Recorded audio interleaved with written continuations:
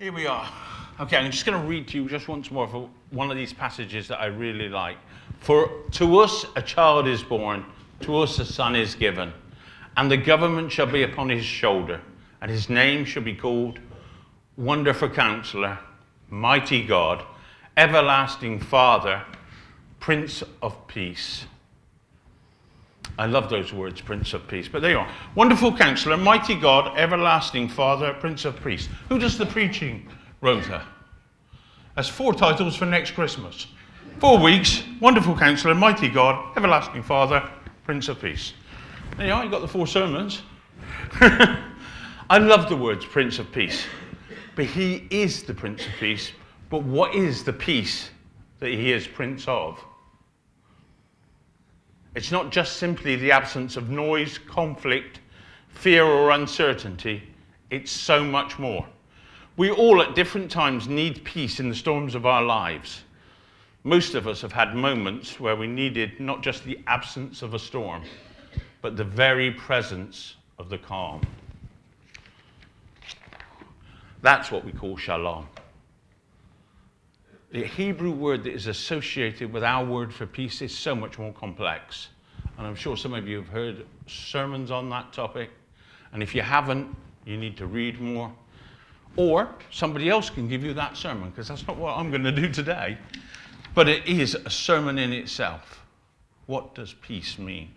Picture in your mind a massive hurricane, violent winds whipping up, waters in a frenzy, giant waves pounding the shoreline.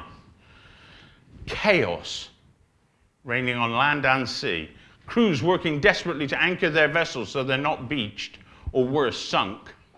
Towns and villages that dot the shoreline are in full tilt panic mode.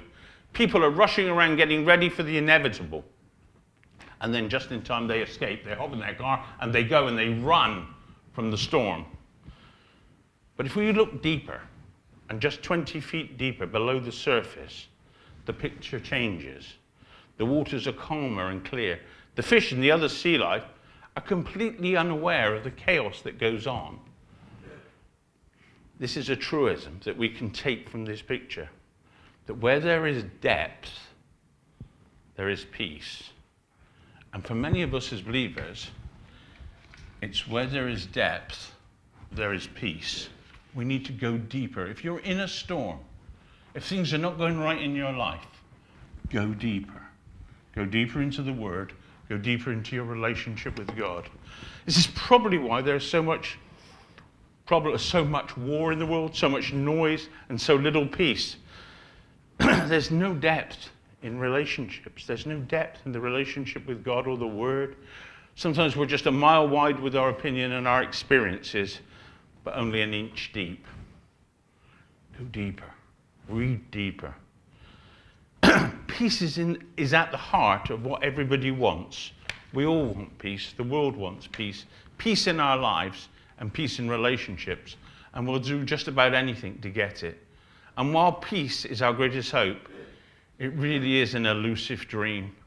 We catch a glimpse of it every now and then it's gone. We watch the news to see how desperate the world is for peace. We hear of wars, genocides, disharmony in government, violence on the streets and in schools. Well, that's so true. Conflicts in our homes. Oops. Because we don't bring peace. And anxiety and stress in our lives. In Jerusalem, the city known as the City of Peace, there is continual conflict and war. And here's a city claimed by most every religion out there. But not only do they not get along with one another, they fail to work together for a solution. The world tries to find peace, but miserably fails, because the only peace the world can offer is a cessation of war. And we've seen time and time again, if you have a cessation without addressing the root problem, it just pops up again. You know, many years ago, I was involved in this war in Kosovo. And when it came to the end, you know, that NATO came in, the ethnic cleansing was stopped, the bombing continued, but there were 3 or 4 key decisions that needed to be made that weren't made.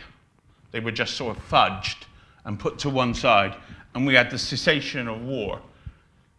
But now, only this week, there is talk on both sides of the war returning, because they never addressed the root issues. You need to address the root issues. If you've got a problem with finding peace, you need to find what the root is, and you need usually to forgive yourself, to forgive somebody else, or to put your relationship right with God. But if we honestly evaluate the lack of peace in the world in our lives, we find that there is a common denominator, and that is the distance we are from God and the Word, which stems from an unbelieving heart.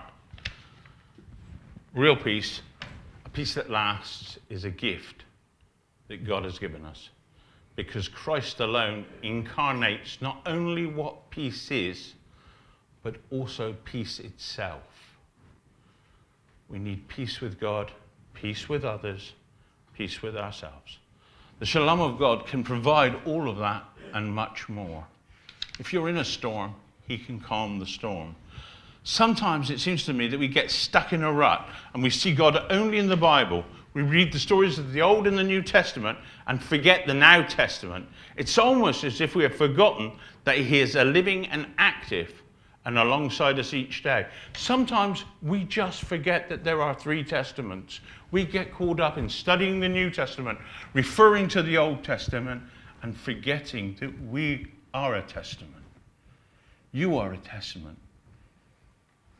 It's written on your heart. We need to believe it and live it.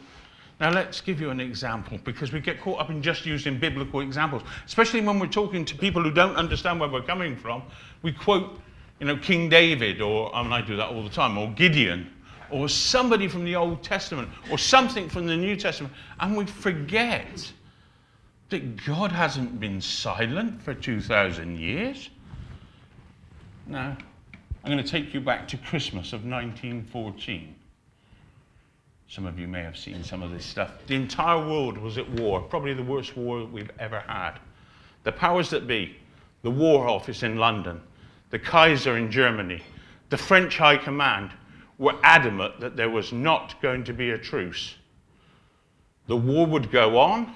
There would be no laying down of arms this Christmas. And along the Western Front, where the fighting had been most brutal, where the most blood had been spilled, the week leading up to Christmas had been particularly bad, a brutal affair.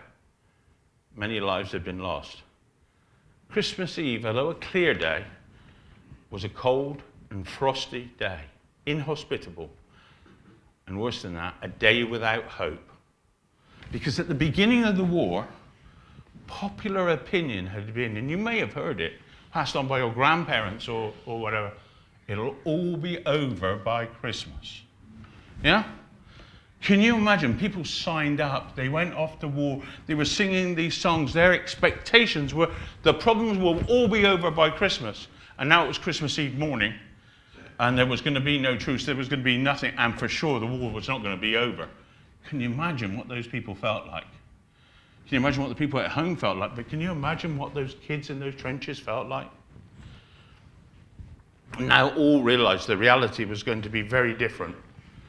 And my grandfather was there, 15 years of age.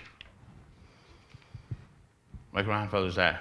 And he said, and I quote, and I got this off of him when he was in his 90s because he didn't want to talk about it before.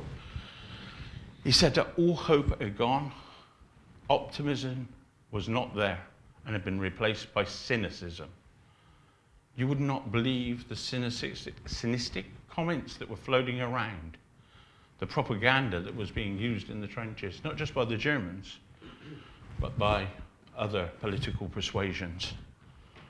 Around late afternoon, he said, the Padre and a few brave men attempted to bring some Christian cheer, but they were seen off by the despair and the indifference of the men wallowing in self-pity. It got colder as evening drew and the fires were lit. Some played cards and others wrote letters, and more just stared into the darkness with their thoughts and their fears. I wasn't there, but I've stared into the darkness with my thoughts and my fears. It's not a nice place to be. I'm sure many of you have been there. 2, 3 in the morning when the tigers come at night. It got colder as the evening drew in. And then he said, the singing, a gentle, he said, we didn't notice it at first until some of us were humming it. A tune coming down the lines. At first they could hardly hear it, and then it crept upon them, a familiar tune. And this is where they all argue. If you go into the history books, everybody argues about what song they heard. Oh, come all ye faithful was what Grandad heard. And it started as a whisper, and soon it became a choir, and it dulled to a crescendo, and then it dulled to almost silence. And everybody looked at one another, thinking, what did we just do? And then, across the way, and you've got to remember, in the First World War, the distance from one trench to the other trench, at its widest point was 300 yards, and its narrowest 60. So that's 60 yards.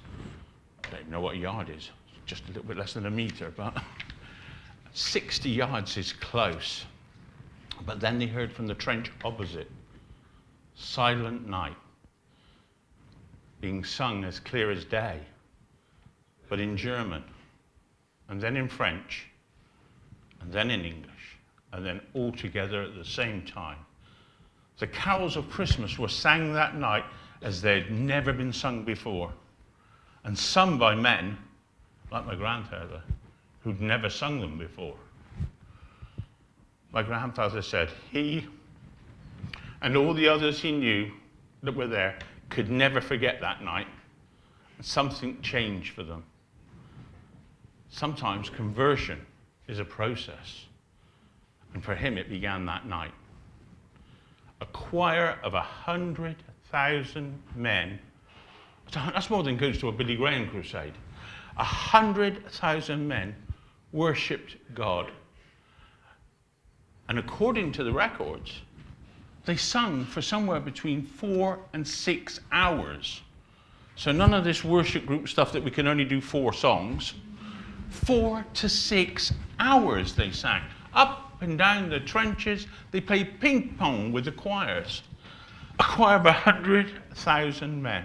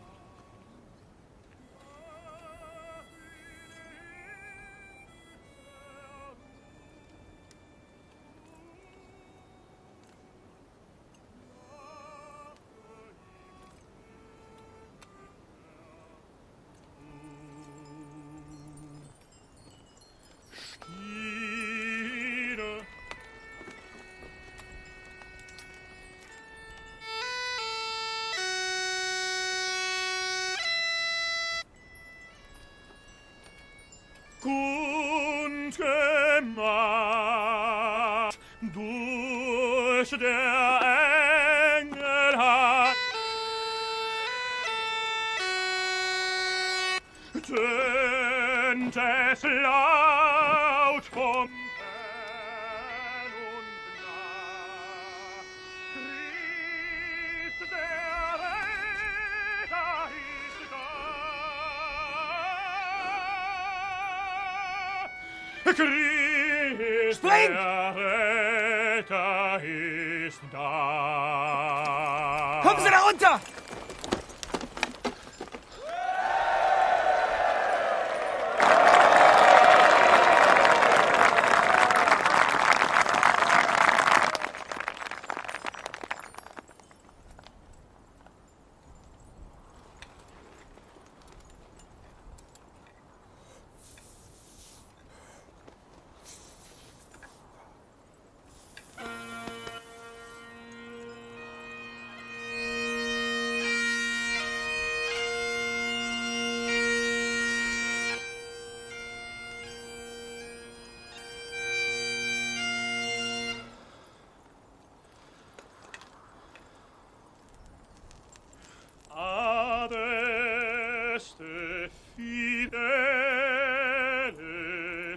leti triumphantes, venite, venite in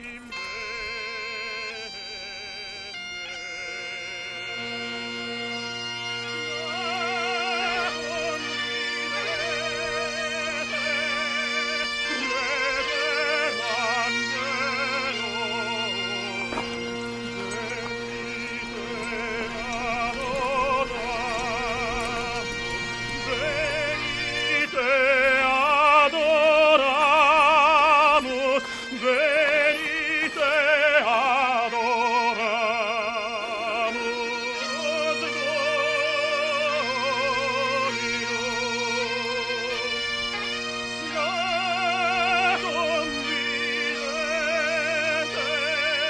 Redem angelorum, venite adoramus, venite adoramus, venite adoramus,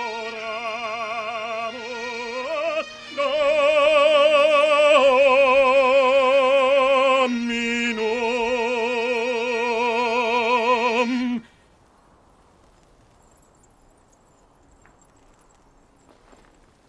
Guten Abend, Engländer. Good evening, Germans. But we're not English, we're Scottish. Can you imagine that? Can you imagine that? 100,000 men up and down the entire Western Front. They shared on Christmas Day and Boxing Day, they sang, they shared their food. They famously played football. We still argue over who won. The peace was held across the entire front until New Year, and in some areas it lasted 6 to 7 weeks as the men just compromised. It wasn't that they refused to fight, but we would shell 15 yards beyond their trenches and they would shell 15 yards in front of ours. The men would say that they would pull their guns out and fire over the heads of one another. The generals had to move all the soldiers because they wouldn't play game anymore, because those that were touched by the Christmas peace were never the same.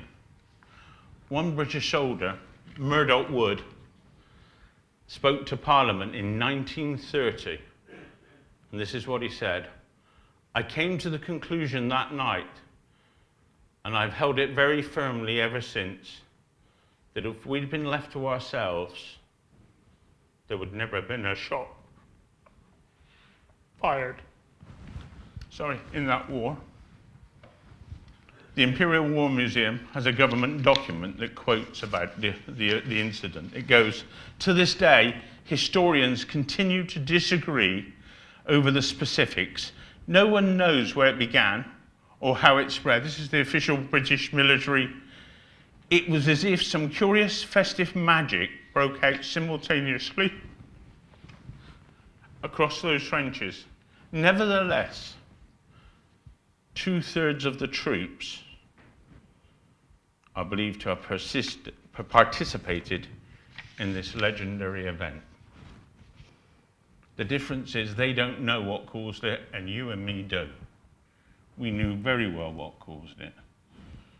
For those of you that have read Psalm 22, it says very clearly, the God of heaven inhabits the praises of his people. The God of heaven stepped in. He was the Prince, and he is the Prince of Peace. He stepped in where no truce was, and peace broke out. And for a time, the King of Heaven did what no earthly prince could do. This Christmas, the Prince of Peace could step into whatever war or battle you've got. And I'm sure we've all got a war and a battle going on, but he can step in. No matter how hopeless it looks, no matter how lonely you are, the Prince of Peace can change your situation and change you. You'll never be the same again. Peace is personal. Seek it with God, seek it with others, and seek it with yourself. My grandfather, he would say, God will provide a way. God will give you a song along the way. And he would say, put it right, whatever it is, before the sun goes down. Put it right before the sun goes down. If you have a need for the Prince of Peace this Christmas, put it right.